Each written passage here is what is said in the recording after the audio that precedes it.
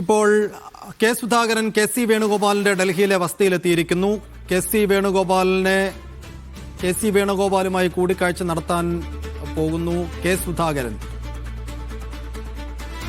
തിരക്കിട്ട നീക്കങ്ങൾ തലസ്ഥാനത്ത് നടക്കുമ്പോൾ ഡൽഹിയിൽ കെ സി വേണുഗോപാലിനെ അദ്ദേഹത്തിന്റെ വസതിയിലെത്തി സന്ദർശിക്കുകയാണ് കെ സുധാകരൻ.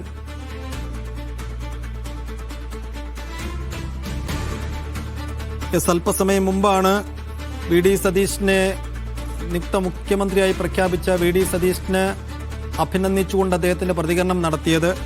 കാര്യമായ അതൃപ്തിയോ അല്ലെങ്കിൽ കാര്യമായ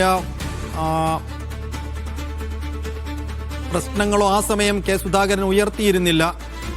തൊട്ടു പിന്നാലെ ഇപ്പോൾ കെ സി വേണുഗോപാലിനെ അദ്ദേഹത്തിന്റെ വസതിയിലെത്തി സന്ദർശിക്കുകയാണ് കെ സുധാകരൻ. റഷീദ് ബിൻ മുഹമ്മദ് വിശദാംശങ്ങളുമായി. റഷീദ്, എന്താണ് ഈ കൂടിക്കാഴ്ചയുടെ ഉദ്ദേശം?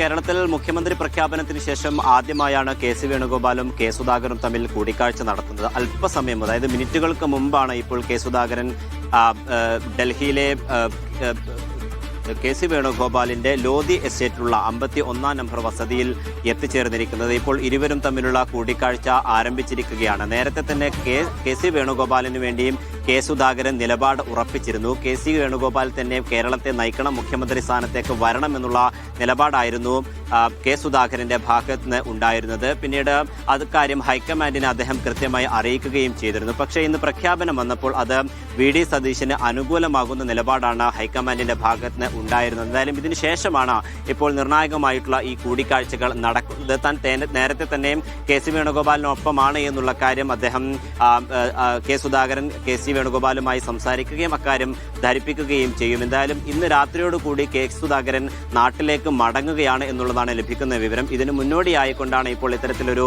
കൂടിക്കാഴ്ച നടത്തുന്നത്. എന്തായാലും നേരത്തെ തന്നെ താൻ കെ സിക്കൊപ്പമാണ് എന്നുള്ള കാര്യം കെ സുധാകരൻ വ്യക്തമാക്കുകയും ചെയ്തിരുന്നു. ഇതിനുശേഷമാണ് ഇപ്പോൾ പ്രഖ്യാപനം ഉണ്ടായിരിക്കുന്നതിന് പിന്നാലെയാണ് ഇപ്പോൾ കേരളത്തിലേക്ക് മടങ്ങുന്നതിന് മുമ്പായിക്കൊണ്ട് കെ സി വേണുഗോപാൽ